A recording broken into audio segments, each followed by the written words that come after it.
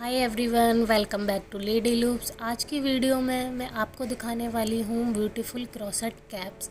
तो सबसे पहले बात करते हैं रेड क्रॉसेट कैप की, जो कि bold, bright and winter outfit को इंस्टेंटली पॉप लुक देती है। नेक्स्ट है ये वाइट क्रॉसेट कैप, जो कि pure, soft and super elegant, जिसे आप पेस्टल जैकेट या डेनिम आउटफिट के साथ पेयर कर सकते हैं।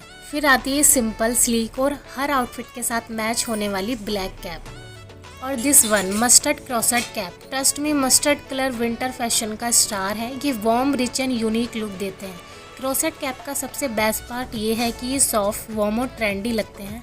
इस वीडियो का पर्पस आपको आइडियाज़ एंड इंस्पायरेशन देना है, ताकि आप विंटर वार्डरोब को थोड़ा स्टाइलिश ट्विस्ट दे सकें।